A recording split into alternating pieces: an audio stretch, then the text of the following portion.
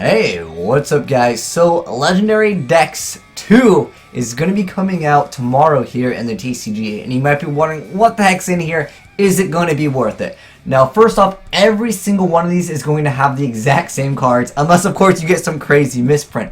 But I did the work for you guys, and I went ahead and just showed you guys what is going to be the best cards out of this set. And you guys can determine for yourself if it's actually worth it, because there are some cards in here that might be for collectors. Now, a few of the new cards that we are finally getting here in the TCG, the legendary Exodia Incarnate. So there's an Exodia deck. I covered it a while back. I'll link a video down below if you guys want to check it out. But basically it's an Exodia deck where you try to get this one boss monster to have a bunch of attack and then keep it bored, because it's just going to have an insane amount of attack. Like, you get this card up to crazy amounts of attack, and then you have like another card that kind of answers any problematic cards. But this is going to be a new, I don't know if, I want to say it's kind of an Exodia archetype that we'll be seeing here in the TCG. There's also a really good card called Eternal Soul that makes Dark Magician so much more viable. Now, I don't want to say it's going to be like one of the meta decks, but it's definitely going to be something that sees a little bit more play, because the card is, at the end of the day, still a pretty strong card, just to keep on bringing back Dark Magicians for free once per turn. So that's another like really good card. A few reprints that we're getting in here that are really good, that were a little bit pricey before. The Black Stone of Legend, I know before, is a secret rare, kind of a pricey card for a card that just doesn't see play in the meta, but it's also getting a reprint in here. There's also Red Eyes Flare Metal Dragon, getting a reprint in here. I know it's not a very expensive card, but it's still worth a couple bucks at the end of the day, so not too bad. There's also Jar of Avarice in this, and again, everyone's getting the same amount of cards, so you don't have to worry about pulling it. You'll get one copy of everything. Then there's the Melody of Awakening Dragon as a higher rarity, so there you guys go on that, even though it came out in the mega packs anyways. But nonetheless, another reprint for you guys. All the God cards are getting reprinted in here. So Cypher, Obelisk, and of course the Winged Dragon of Ra. All of those cards will be included in here. These cards actually hold up their value kind of well for collectors. They're all like $5-ish on average at certain points. Yeah, they've been pretty consistent around that price range. I know sometimes they go up and down, but for the most part, they are collector cards. So again, this is mainly oriented around collectors than, I guess, more of you meta players. There's also Ties of the Brethren. If you go to the English set, this is the first time that we're actually getting this card. If you guys haven't seen what this card does, it's really good in counter fairies. You pay 2k life points, then you target a level 4 lower monster you control for the rest of the turn. You can't support some monsters, but you get to summon 2 of them. It's also good in Quackimiros. I know, again, Quackimir not too meta, the counter fairies not so meta, but again, it's the first time that we are getting some of these cards here in the TCG. And then we also have the full set of Exodia. They're all commons though, so a little bit disappointing, but at the same time you do have that new foil card for the Exodia, the Incarnate card. A really decent card that some people want to have in their side deck is called Secret Village of the Spellcaster. It's also getting a reprint in here. And randomly you can beat Pendulum decks. Like, if a Pendulum deck doesn't have a Spellcaster, yeah, you can beat them by just throwing Secret Village maybe in the side deck. You know, I remember when Shadalls were doing that in the side deck, so hey, Secret Village, not a bad card at all.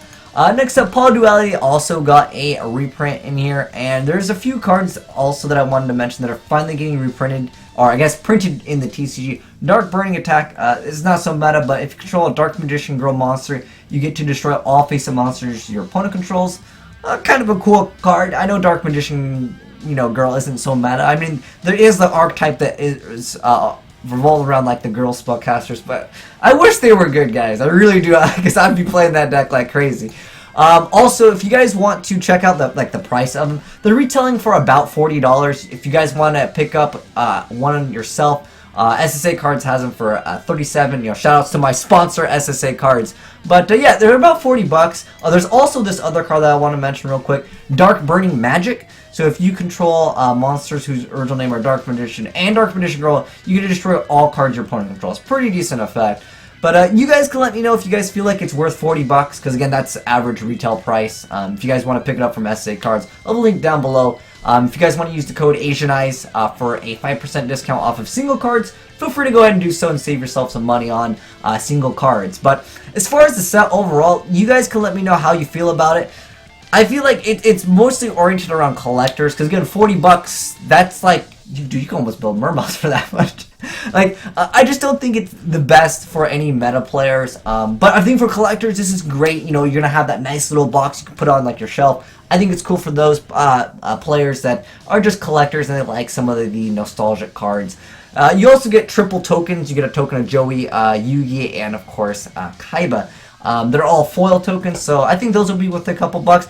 Overall, you could almost make your money back. But again, everyone's getting the same thing in these. And a lot of times, if these don't sell very well, you'll see these discounted. So if you guys are, you know what, or if you guys are thinking, you know what, I'm not really ready for this $40 investment, you guys can wait later down the line. And I'm sure you guys will see these discounted later down the line. I know the, what was it, the Noble Knights, that thing, it was really expensive. And then that thing just tanked in price really, really fast. And again, all of you guys will be getting the same cards anyway. So it's not like there's a chance to pull something crazy out of it. But I want to say it's more for collectors. So if you're a collector, it's a great investment for you because there's a lot of great cards in here.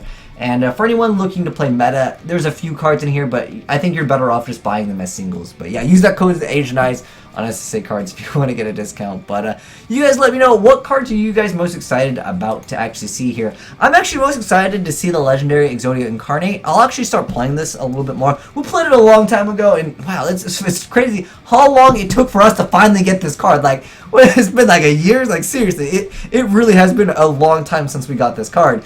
But I just feel like it's not really viable in the meta, but it's a fun deck, and there's a lot of cards in here that a lot of you guys will like if you guys are collectors, but it's not a must-buy for any of you competitive players. At least that's the way I see it. If you guys disagree with me, hey, totally let me know down below in the comment section below if you guys felt like I missed out on any of the really good cards out of this set. But yeah, those are pretty much the cards that I thought were actually worth money. There's a few other commons like MST, like Foolish Burial, but I feel like those are like quarters. They're not even worth like $1 to $2 anymore. But anyways, let me know what you guys are most excited about in this set if you guys are interested in purchasing it. But anyways, thanks for watching, guys. I'm signing out.